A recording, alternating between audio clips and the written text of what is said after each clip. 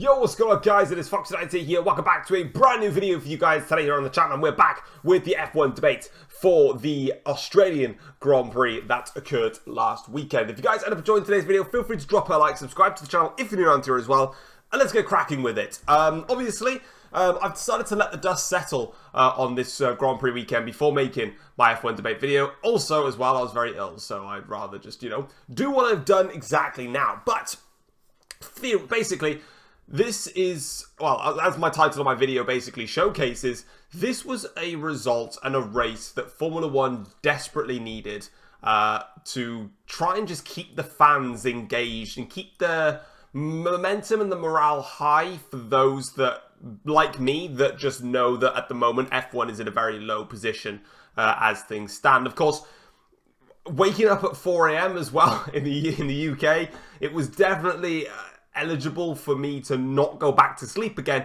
after what of course happened. But of course, we've been in an era now where Red Bull have been the absolute kings of Formula One. Nobody's come close to them. Nobody has really put a scratch on them apart from Ferrari in the first half of the 2022 season.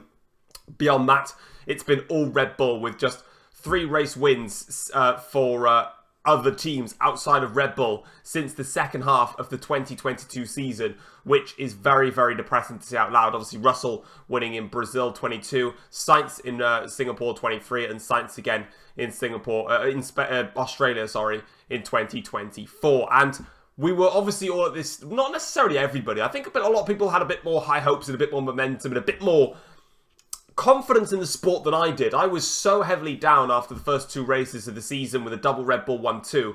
But heading into Melbourne, obviously, I opted not to get up for qualifying at 5 AM in the UK because I didn't want to have 2 super early wake-ups throughout the course of the weekend when, as per everybody else probably here, you go straight back into work then the following week. Not really wanted to do that, so decided against doing that. So obviously I saw that Verstappen got pole, and whilst Red Bull looked a bit on the back foot throughout the course of the weekend, I was sort of just like, why did I think it was going to be anything different, if that makes sense? But in the race then, it just, completely changed, didn't it? I mean, Red Bull got away well, or Sainz and Verstappen got away brilliantly. And then I think there was a battle going on behind that we were looking at in the early stages of the race. And then I saw the gap in the top left going to like Sainz being 0.2 of a second back. And I'm like, get off of this. Let me go see what's happening with this Sainz Verstappen thing going on right here. And obviously we then cut to it. Sainz getting the move done on Verstappen. And instantly I was clapping my hands going, come on. Like I was flat out a Sainz fan throughout the course of when Verstappen and Sainz were battling for the lap and a half before Verstappen had his issue. I have no idea where my camera has just like cut out to because unfortunately my OBS just like sort of had a bit of a meltdown there. So as I was saying, like when Sainz was coming on through, I'm clapping. I'm like, come on Sainz, get in there, do something. I was like full Ferrari fanboying at this point, even though I'm not a Ferrari, I'm not a Ferrari fan, but, I really like Ferrari as a team, if that makes sense. Can you have those? Probably. And then, of course, when you saw the puff of smoke coming from the back of Verstappen's car, you just sort of think, the commentators try and G it up, they're like, oh my god, he's got a problem, he's going to die, he's out of the race, and you're just sort of there like, nope, no he's not, he's fine. He's fine, you'll pass Sainz in like 2 minutes anyway. And then you obviously see Verstappen driving on forwards and the smoke is still there. And it's clearly present now. And now all of a sudden you're thinking, yes. Like, sorry Verstappen, sorry Red Bull fans, but I'm just sat there and I'm like, I'm literally, and I'll say it as full honesty as it is. I'm sat in my, I'm not sat, I'm lying down on my sofa at like 4:15 in the morning, because it was obviously very early in the race, and I'm just going there and I'm going, please retire, please retire, please retire. I was begging for it, and obviously he slows down, and unfortunately there was nothing from stopping me from celebrating profusely at his DNF in there. But I was still quite worried, actually, when Verstappen DNF, because Perez was stuck behind Russell for a little bit, but I still felt like Perez, because obviously he's got second place in the first 2 races of the season, I was kind of thinking to myself, well, Perez can still win this. We know how quick that Red Bull is. I mean, no disrespect to... Well, this is going to be disrespectful towards Sergio Perez, but in a no disrespect context here, when it comes to Verstappen winning in the first two races, even Perez, not only does he finish second in those two races, comfortably finished second. You know, it was over 10 seconds, I think, in both the two races. So, to be in a position where Perez was still basically in the mix, it was still a worry going, well, all right, Verstappen's out of this race, but as soon as Perez gets past George Russell, obviously in those early phases, I can't really see him not winning, if that makes sense. Like, I could just see him getting through. But all of a sudden, I'm seeing Russell holding off Perez, which was quite surprising in the first stint anyway. Sainz is building a lead out front and pulling away. And then, obviously, when Perez passed, I think he passed Alonso and he passed Russell, or Russell first and then Alonso second. I'm thinking, right, it's an 11-second gap here, but there's still a long, long way to go in this Grand Prix. So, apologies. I still feel like there's a chance here that Perez can come back at the front runners. But eventually, it obviously turned out that there was a tear-off that got caught within the floor. I don't know what part of the floor. It must have been the floor edge, but I'm sure they made another pit stop after that anyway. So how they wouldn't have been able to have just taken that piece out, not really that sure. But that's when I was sort of like, okay, Red Bull won't win this race. So who's going to win this race? And of course, it was the man himself, Carlos Sainz, that triumphed only 2 weeks after having his appendix removed, that he comes back and he wins. And he still had bandaging and still looks quite weak and unfit, you know, to race. And yet he's come through. And not only has he won the Grand Prix, he dominated Leclerc all weekend long. It was easily the best race weekend that Carlos Sainz has ever had in his Formula 1 career. And I've said this before. I don't know whether I've said this on an F1 debate video, but I've said it when I've been speaking to my family about Formula 1 in my family F1 group chat that we've got on WhatsApp or whatever. That if you give a car to Carlos Sainz that's capable of winning races, that's tailored to suit Sainz's playstyle, he will win a world championship faster than Leclerc or Russell or Norris will. I genuinely rate Sainz that highly, and that was a race that proved it to me. All right, Leclerc may have had a tricky weekend, but Sainz has come into that. He's felt confident in the car. There's no team orders at Ferrari. He's gone out there. He's taken the lead. Leclerc's been stuck behind Norris, granted, but that's Leclerc's own fault for not qualifying good enough. He's built out a lead, and then in the 6 second stint then, all of a sudden it's Sainz's, you know, Leclerc's back on Sainz's tail again. Sainz pulls out another 10-second lead. And in the last stint then, I could really tell in the last stint that Sainz was really struggling now. I mean, it's already hard enough to race in Formula 1, let alone when you're injured, basically. And that's what Sainz was. He raced with an injury. And, you know, to be in that position and to put that performance in, easily the best performance of his career. And it will really shake up the 2025 driver market. And that's his audition, basically slammed on the table. And he's going, right then, boys, what's your contract offers? Come, like, you want, like, the point is Sainz has brought himself into a position whereby it's not Sainz going to the team going, please sign me, this is why you should. It's Sainz putting himself in a position now where he's sat here, chilled, laid back, going, can I see that? You basically, there's contract offers being put onto his desk, and he's going there, and he's like, right, what's this one then? Hello, Mercedes. Yep, cool. All right, awesome. Send your offer. We got a phone call. Oh, Red Bull. Hi, mate. Yeah, just send your offer in. I'll have a look at it, see if I fancy it. Aston Martin. Yeah, I'll have a look at that. Ooh, Sauber. Do you want to be part of the Audi program that comes out in 2026? Yeah, we'll have a look at that, you know. And then just plant them all out on the table and go, which one do I fancy then? Oh, no, I've got choices here. That's the key thing that Sainz has done here. Now, don't get me wrong. That doesn't mean that Sainz is in a position now where he's totally secure for 2025. If he fails now for the rest of the season, gets done in by Leclerc, has crashes, has spins, has everything else, then he will lose his credibility of this Grand Prix race victory. This race victory puts him in the spotlight for the right reasons.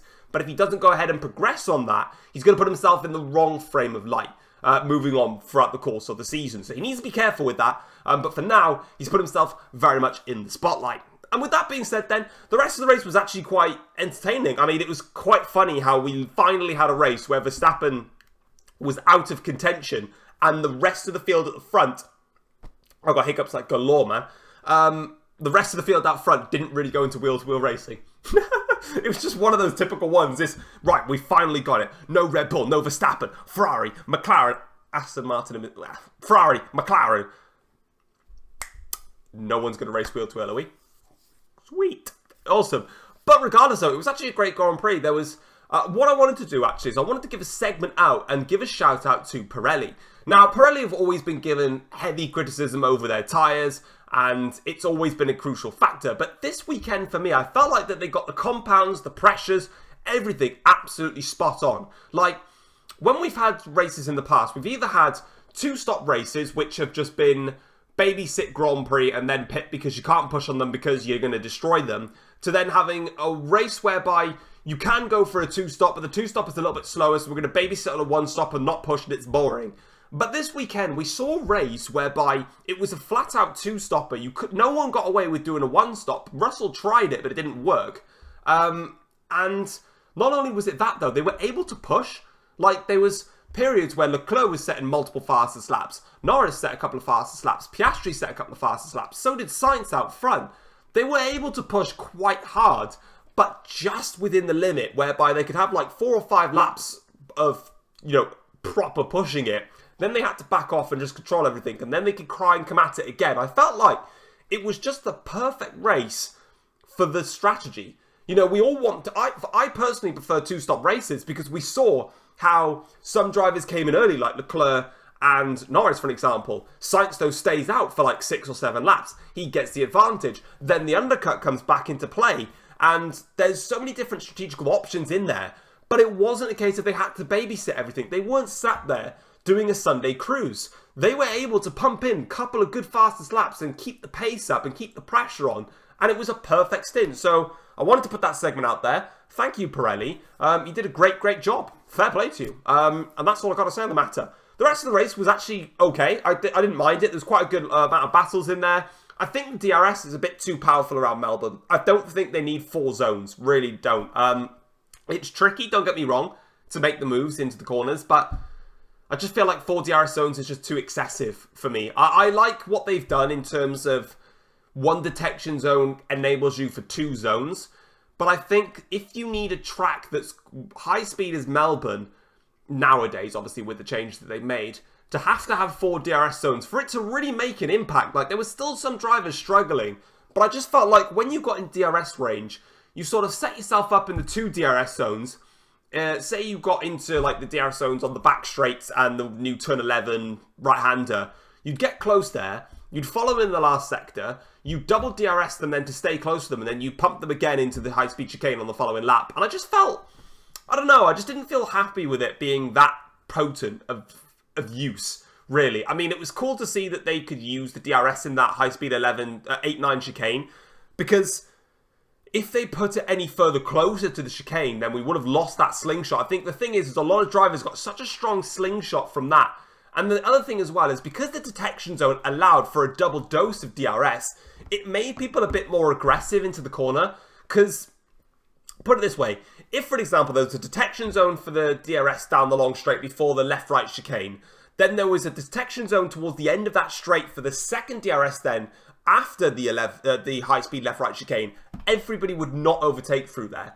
But on this occasion, it was balanced so well that you were able to then get close, even attack and just go for a move. Because if you don't go for a move and you just, I don't know, you slut in behind and you're right on their tail and you just missed out on the move, and you were slightly ahead in the braking zone of the corner, well, don't worry, because you're going to get a second chance now to come back at him again. So it's better that way, but I just think there's too many zones. Maybe the track does need it, but I feel like if a track needs 4 DRS zones, it's quite concerning. I'm just putting my opinion out there on that. But what we're going to do now is we're going to run through all of the teams and see how they got on. But the last thing from me, yeah, I thoroughly enjoyed the race. I thought it was a great race. And like I said, we've been in such an era of dominance from Red Bull that we needed some freshening up. And I genuinely believe that with developments moving forwards, Ferrari and McLaren can put themselves in contention to fight with Red Bull on a consistent basis when Verstappen's actually racing. Because obviously, if Verstappen was not, if Verstappen didn't retire, would he have won the Grand Prix? Well, we don't know. We don't know how. Perez is saying no, they wouldn't have won the race regardless. Whereas, there's the other argument saying, well, Verstappen would have dominated anyway. So it's a bit of an ebb and flow on that one. But as I said, obviously in terms of the teams, Red Bull, a difficult weekend for them. Verstappen with the brake problems. Quite ironic because those Red Bulls constantly talk about their brakes being problematic in practice all the way through and nothing happens to it. But yeah, a very rare reliability for them. Perez just didn't get it right in the race. He didn't have a great qualifying anyway. Got it wrong in the race. Lost out to Russell at the start. That hurt him. Apparently he had floor damage via a tear off from the visor, which, okay, that would have, located why he didn't have the pace there. But it wasn't a great weekend for him overall. Bad weekend for Red Bull. Do I think that they'll come back next weekend in Suzuka? 100% I do. I can't see them not. But we'll have to just wait and see, obviously, how big the gap is come Suzuka. Ferrari. Well, it was the perfect weekend for Ferrari. And like I said, Sainz's best performance of his career so far. Leclerc was very underwhelming this weekend. He didn't get qualifying right. Had to bail out in his last lap. Couldn't get past Norris in the first stint and had to sacrifice his own race, really, to fight the McLarens. He basically put himself in the McLaren battle, whereas for Carlos Sainz, he was able to put himself in a position where he wasn't in need to fight the McLarens. So, outstanding weekend for Ferrari. Really, really refreshing. That car's got a very, very good baseline. For a car that's changed quite a lot in the concept, and the fact that they've not done a lot of things that a lot of other teams have done, like the rear suspension. I think they're still rocking a pull rod rear suspension, whereas everyone else has moved to a push rod. There's a lot of things that Ferrari have done differently to everybody else, but they don't seem to have lost all that much compared to last season. They just seem to have gone in a new direction, but not taken multiple steps backwards to do it. They sort of just stabilized and gone, here's the best of... Where's the idea of that? Here we go. Ruining my own display here, but it is what it is.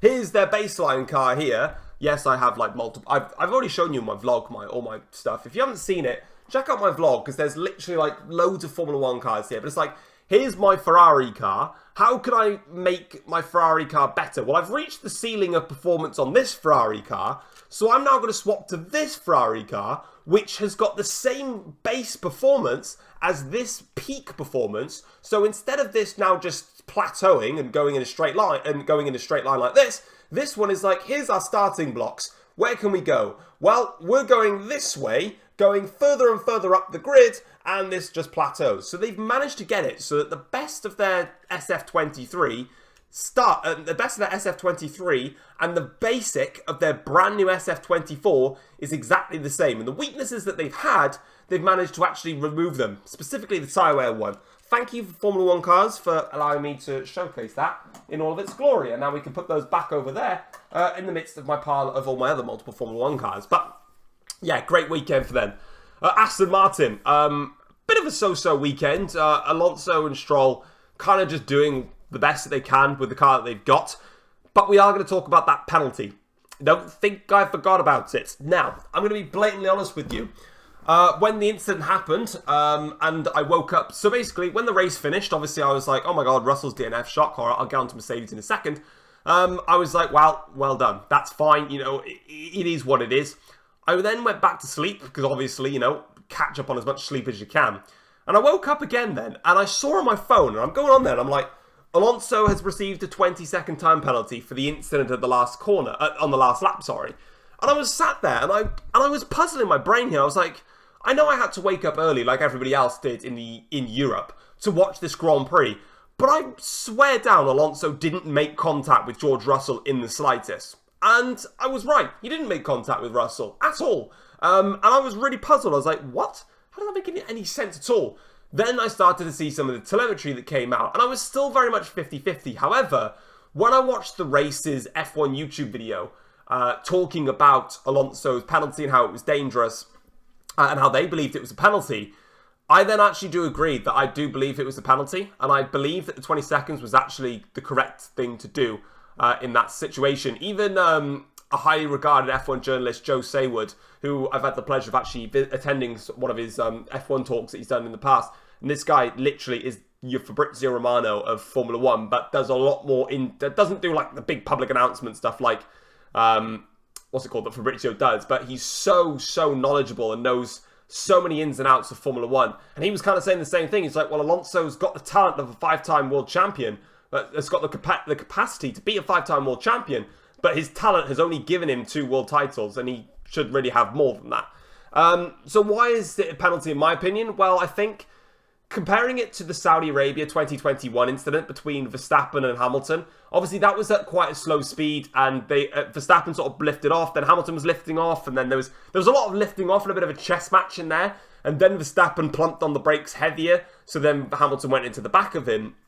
The problem I've got with what Alonso did to Russell is, obviously, as the racer's YouTube video said, you know, he's braked earlier, he's lifted off earlier, then he's braked, then he's downshifted, then he's upshifted to then downshift again to get into the corner. The problem is the corner that they're going through is such a high speed right, left, right sequence that if you're going to back off that much over 100 meters before, and it's the most you've done it in the entirety of the Grand Prix, you've never done that before, for Russell's side of things, you're going to be put off with what's going on here, because how much is Alonso going to brake? You don't know that, and because you're coming at such a high speed and the gap is so close, for me, I do believe it goes over the line of an active danger. Now, a lot of people have disagreed with it. Loads of people disagree with it. Even my dad, like I said, me and my dad, we have conversations about Formula 1 all the time, and he massively disagrees with the penalty itself. He believes that it's Russell's fault, and to an extent it is, because Russell went off the track and crashed at the end of the day and didn't hit Alonso. But the problem is, like I said, if you're coming up to such a high, you're running at high speed anyway. This corner, you're braking from 7th into 6th. So you're probably doing, what, I think it was like 260 kph, something like that.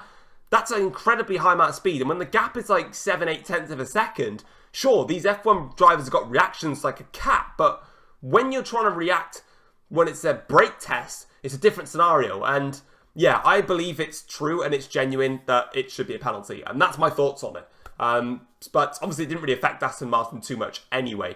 Mercedes-Benz, easily one of their worst weekend, well, it is worst weekend possible, really. A double DNF from them. The car's just slow, and the car is now not reliable in Lewis Hamilton's hands. Apparently, I think it was a loss of oil pressure or something like that. So before the engine basically had loads of molten pieces of burnt material in the car, the engine went into basically a safety mode and switched off because all the sensors detected a problem, so just switched the engine off. So they might be able to get away with keeping that engine and just changing like the two little small pieces within the component.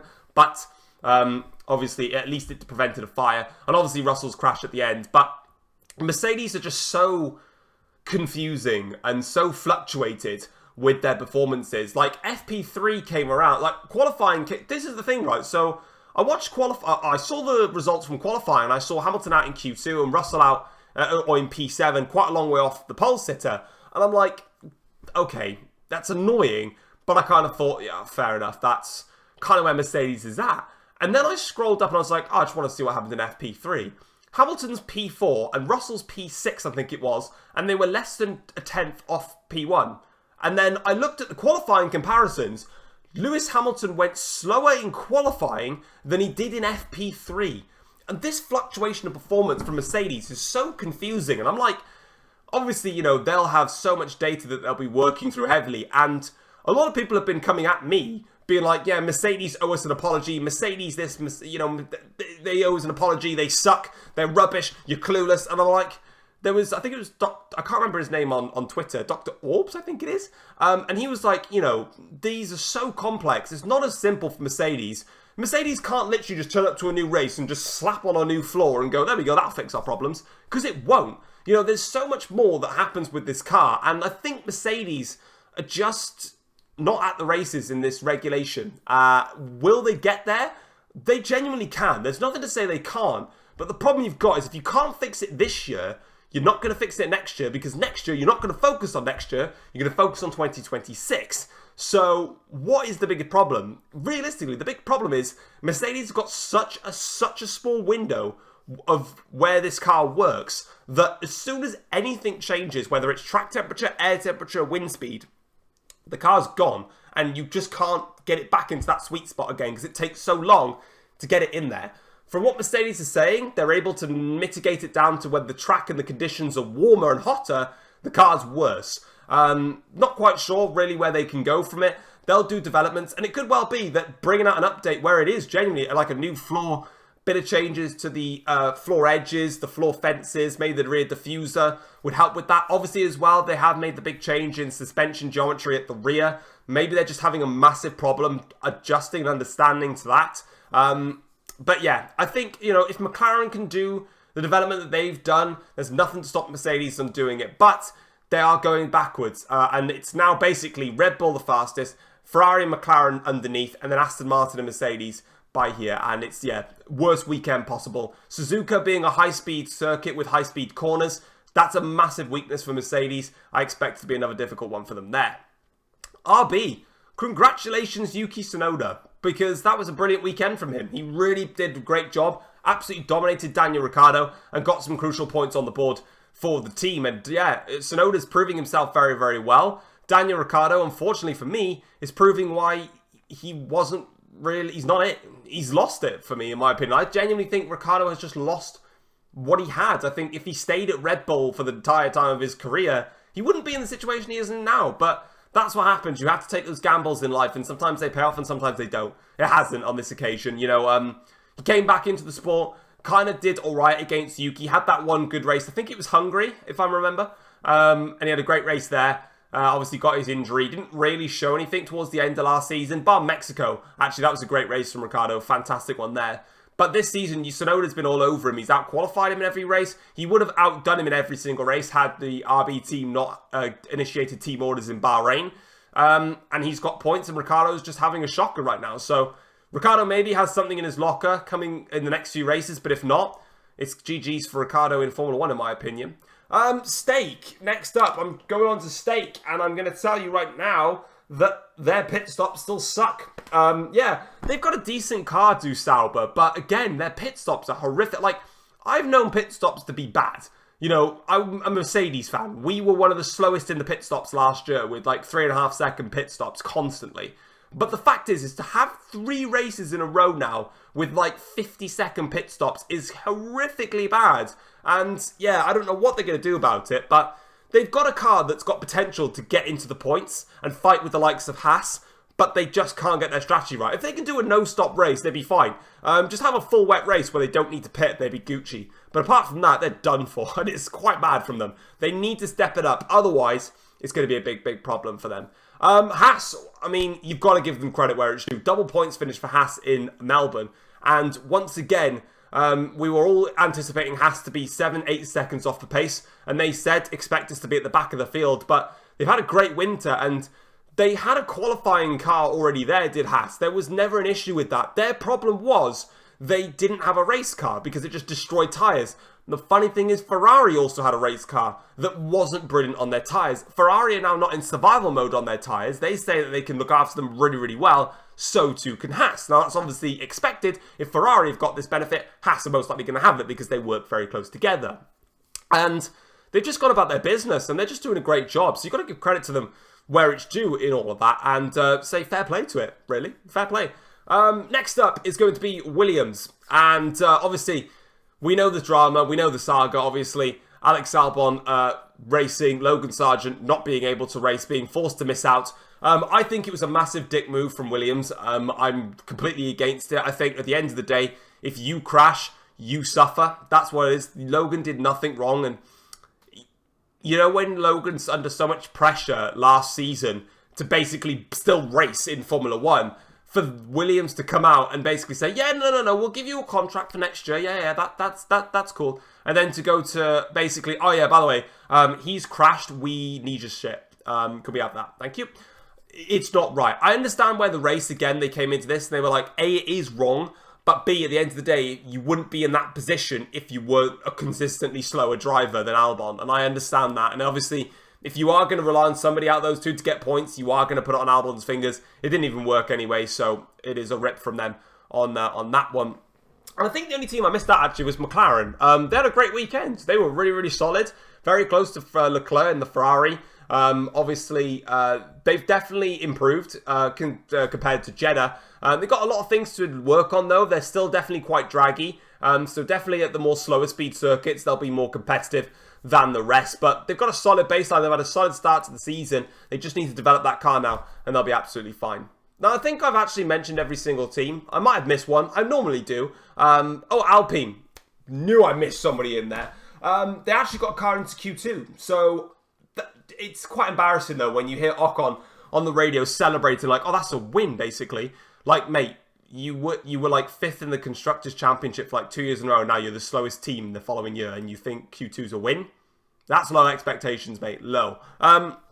But again, another driver that suffered with a tear-off issue, because apparently there was a tear-off that went into the rear brake duct and caused it to overheat, which they had to remove.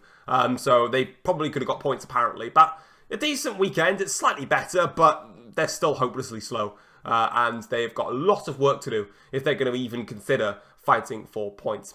But heading into Suzuka in the next round, the following week, what do I expect? I expect Red Bull to be right back up there where they have been. I expect Ferrari and McLaren to be hot on their heels. I think Aston Martin will be quicker than Mercedes. I think Merc will really struggle, especially in Sector 1. I think Mercedes will just lose like 7 or 8 tenths in Sector 1 and just not have the pace. And then the rest of the grid, well, the rest of the grid is the rest of the grid. They always mix it up all the time, so you never know where everyone's going to be. But guys, if you have enjoyed this video of the F1 debate, drop it a like, subscribe if you're new around here as well. And I'll catch you guys after the Japanese Grand Prix for my next F1 debate video. Take care all, guys. Peace.